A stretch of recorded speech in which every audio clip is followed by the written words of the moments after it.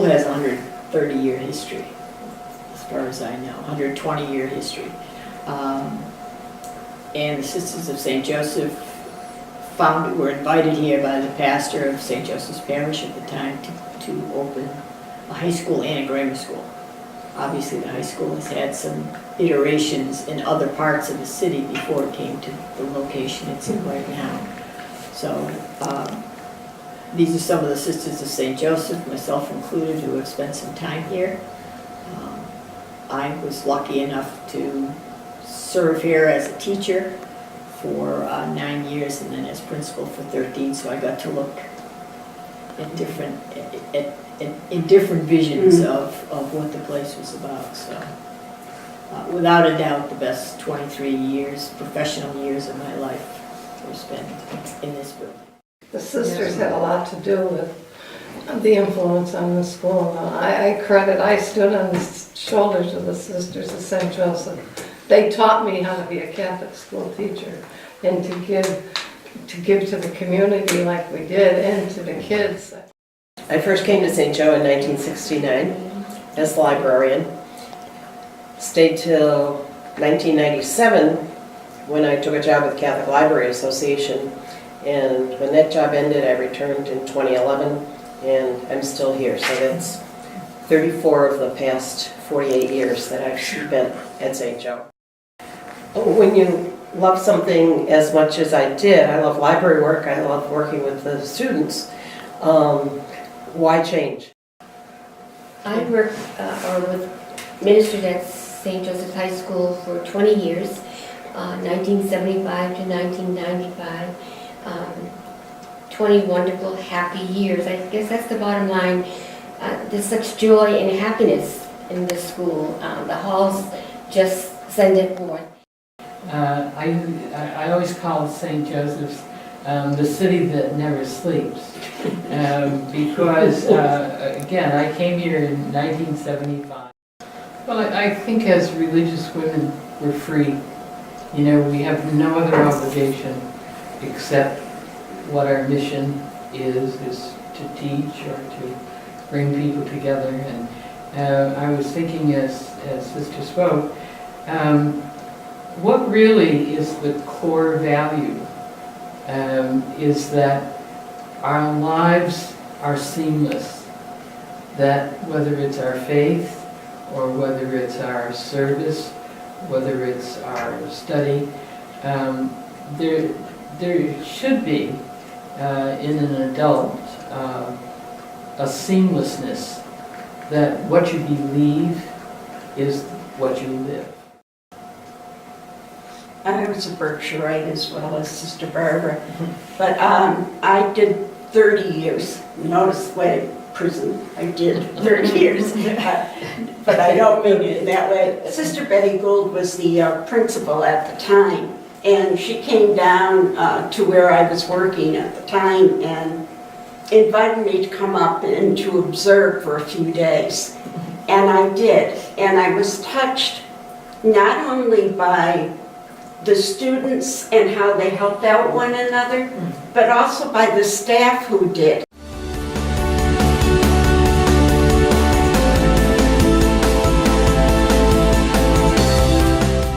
And one huge thing was you could pray.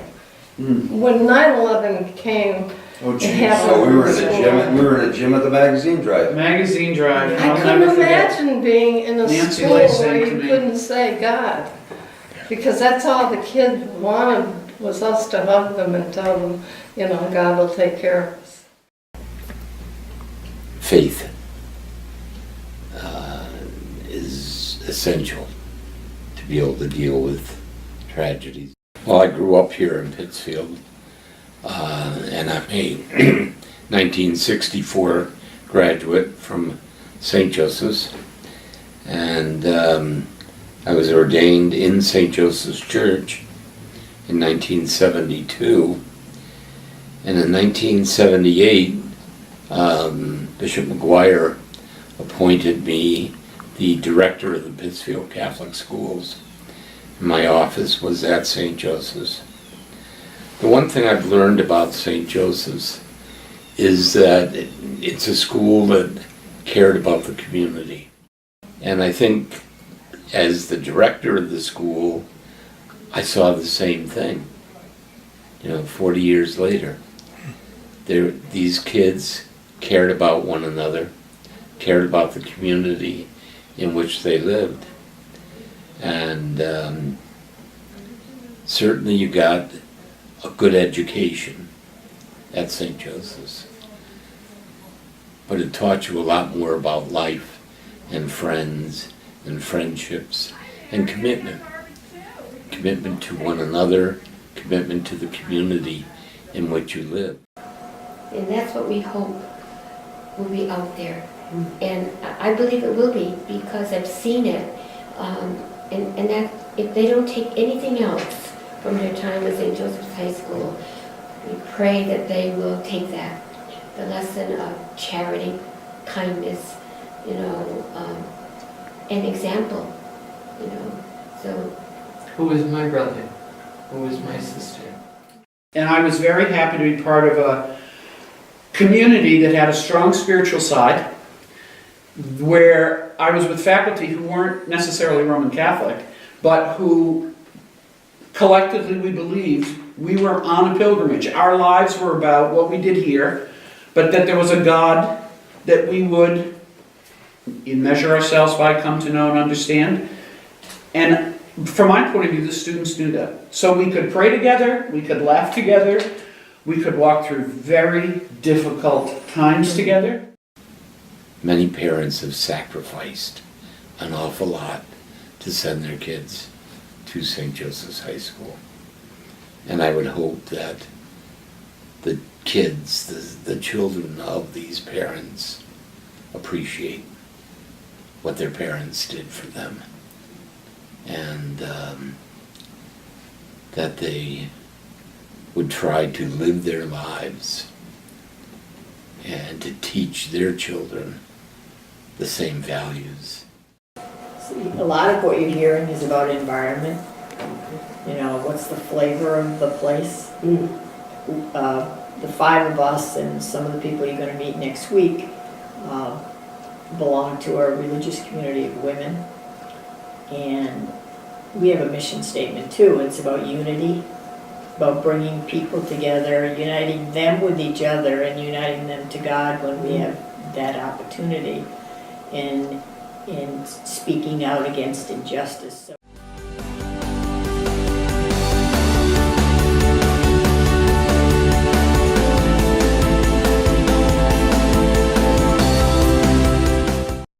For me, this place was never about perfection, ever, ever, ever. It was always about excellence, and there's a huge difference. So if you ask me what I wanted from students that I taught and coached, here's what I wanted at the end of 4 years. I wanted them to have been challenged.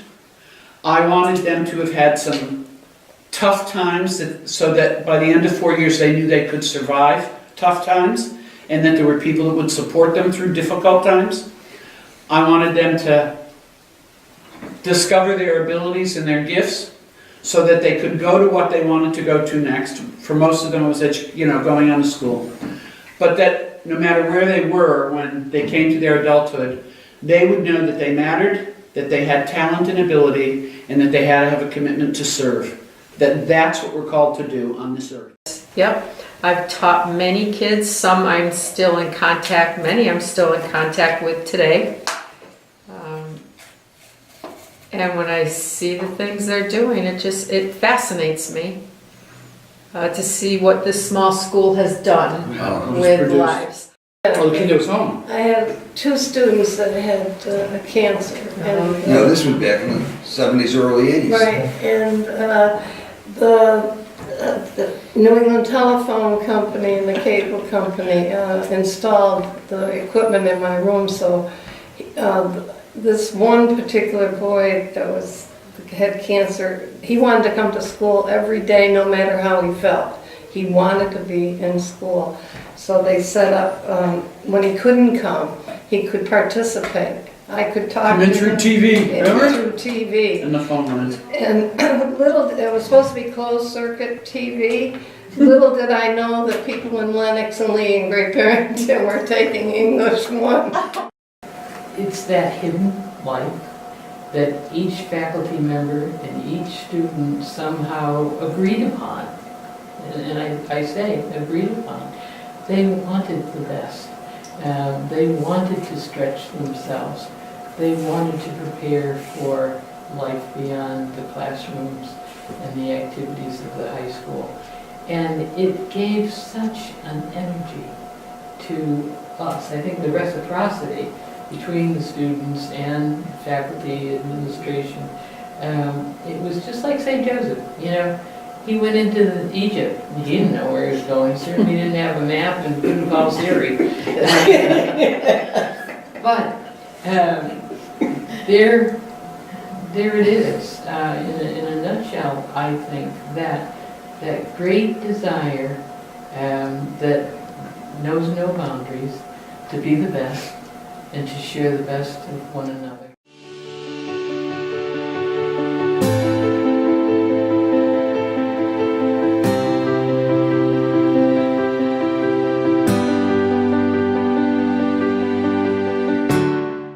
In community service, I mean, we had the greatest program. Sister Catherine. Sister Catherine used to, that was her main role, was to take the students out into the city, and they would keep a journal and pass in their journal. It wasn't just taken for granted. It wasn't just raking leaves. And it wasn't required. It was going to the Christian Center at noontime and preparing meals, or Morningside School and teaching children, or the Boys Club. It was, or someone else, a needy person's home.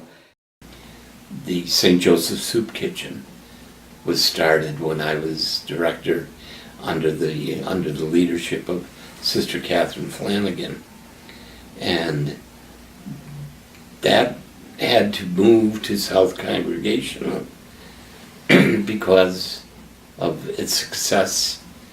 Unfortunately, there are that many people that need help, and so that was contributed. Habitat for Humanity, St. Joseph's contributed to, you know, teaching or tutoring at the elementary schools. All that they gave to the community. I believe it was around 1976, I began the program called Community Service, which just spread. And toward the end of the time I was here, we had at least 100 of our students involved in community service. And it was not an obligation, it was a choice. Hitching onto the soup kitchen, I was just thinking of being there, and some of our students have had to come. And it's been wonderful to be there when they did come, because you could make them feel comfortable, you could make them feel at home, you could pull up a chair and talk to them, and I don't think they realized that they were in a place asking for a meal. They just felt, this is home, you know. So it was just wonderful to see that, and it has become ecumenical, and now it's in its 30th year. Obviously, if you're going to run a school, you're going to do good work with excellence in academic pursuits. You can do that online. But the other things that happened here and are still happening here today are the things that will last beyond the diploma. We took a lot of pride in the excellence, the academic excellence, but the service is without a doubt what lives on. In a lot of different places in which I have been in the community, whether it be the courts, whether it be the hospital, whether it be social services, I have found our former students. And I believe that St. Joseph's School may be closing, but the spirit will never die.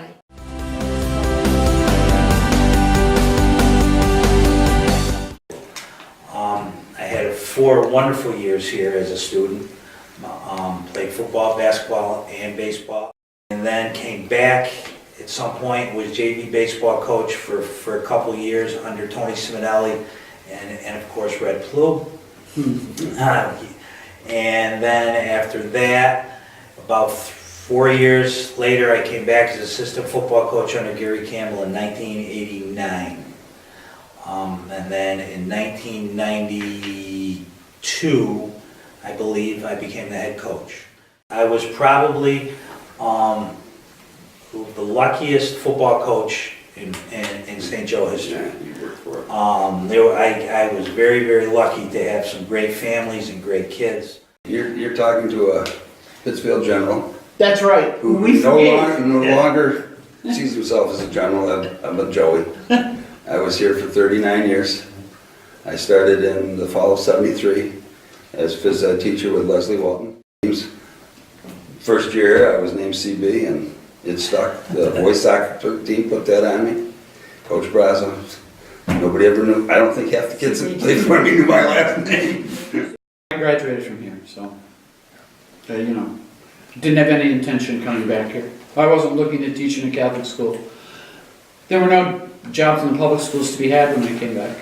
And I had a sister here at the time who came home and said, oh, we have to get a new history teacher because, how about this one? Mr. Paracci is leaving to go be the principal at Lennox, and Mr. Potter is going to go into the guidance office. So I went and called the then principal, Sister Madeline Hayes, and said, understand you need a teacher. So I came in and interviewed, and they said, well, do it for a week and we'll see what happens. And I always joked they just never told me to go home, so I stayed. Along the way, Leslie had asked me if I would coach a JV girls basketball team. And I said to her, I love the game. I've played some, but I was never coached. Organized sports weren't available. She said, I'll coach it with you for the first couple of years so you get a hang of it. And Red Plu, who coached the boys' JVs for years, I used to go to his practices, and he'd come to my games, and he taught me a ton. And that's really how I began coaching. I coached JVs for 22 years, and loved every minute of it.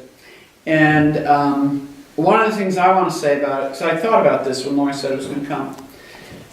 Leslie Walton, Nancy Leminski, and Ellie Persip in the public schools. I'm not going to remember the woman's name at Wacona. She always wore a flower in her hair, an older woman. They really began that growth of sports in the late 69 and 70. And they were fighting an uphill battle. Bob McDonough from the Eagle began covering girls' basketball games, and he was a gift to us when no one else would. And these people began it. Leslie, at one point, coached all 3 of the girls' sports here at the time to get them started. When girls' sports were trying to develop, and this is in the early 70s, games were played at 3 in the afternoon. There was one fan who came here, Sister Lorraine Henry. Okay, and the toughest part to grow was to get recognized officials. The only official that would show up, who thought the girls were worthy of it, was Al Bianchi, who would come in the afternoons and do the games even when he had a guy's game at night. And Al Bianchi roped in other officials to make the officials at the game to give it some status. The theater was an integral part of the curriculum of St. Joseph High School. Each year, faculty members would enlist students to take part in some amazing productions. I remember South Pacific and My Fair Lady, Oliver. They were in the 70s and 80s. For the last 30 years, Nancy O'Laughlin, Marilyn Kirby, Karen Auger, Don Couder, myself have taken part in these productions. And for the last 9 years, our productions have taken place at Barrington Stage. Amazing experience. It was just like Broadway, being able to use the stage and the theater itself, and the dressing rooms, the sound, the light. It was really spectacular.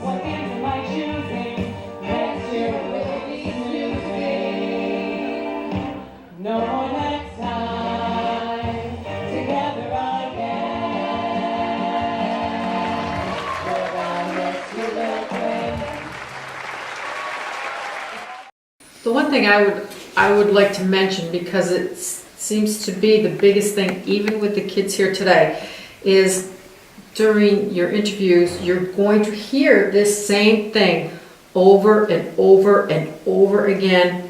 It's a family. And I don't want that to get so repetitious that people just, well, whatever, because that is, and that's why so many people are saying it, because that's what it is. Well, when I leave here, it'll be 30 years. Sister Julie hired me. Wow. My 3 daughters came through here. They had a choice where they wanted to go, actually. We lived in Dalton at the time, and they actually had a choice, and they chose here because as they were growing up, I used to take them to St. Joe things, and they saw what the community family, again, was like. And that's what they wanted to be part of. There's been twins in the school since the early 1900s, when my father-in-law was a student here. And I was very familiar with St. Joe, because when I was in high school, my friends all went to St. Joe. In fact, that's my initiation was to St. Joe, was at a dance. I insulted the sister. She was the principal. Whose nickname was the Barge. That was her nickname. Nobody said it to her face. Go ahead, Lil. And I thought her name was Sister LaBarge. And twice I said it to her face and got she picked me up and threw me out. So that was the beginning of St. Joe.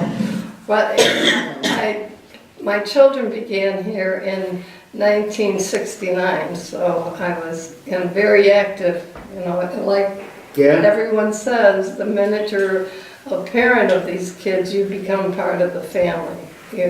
Teachers reached out to the sisters did, and again I started to teach here in 1973, and I was here until just a couple of years ago. We're just a big happy family. But they also support each other, so it becomes like a family. It's like a family. Every day I wake up just seeing my friends, all the teachers are so close. There's just something so comforting about it. It just makes me feel so at home, and I don't think I could say that about any other school. I think the best thing we can do is to pass on what we received, the gift of faith, the gift of friendship, the gift of love, and share it with others. I found it very encouraging when I found that they had reached and exceeded anything we had thought was possible. And you were just so joyful to know that they were doing good work and they were helping people as much as we tried to help them. And if you look around the community of Pittsfield, and not just in Pittsfield, you only have to go outside of Pittsfield, St. Joe's students, graduates are everywhere. That I think even though the school is closed, the life of the school lives on through our students, and their witness in the community to what they received here. So we may not have a building that is operating as a school, but we have more than that, because we have lives that are examples to their community. And it will only, whether it's their communities in Pittsfield or whether it's in Rhode Island or wherever it is, that spirit is still alive. So St. Joseph's is alive. You see some of the kids now, and I've had lawyers Yep. and doctors. Oh, go to the hospital. Yeah. I was in the hospital. It's like taking attendance. Hello.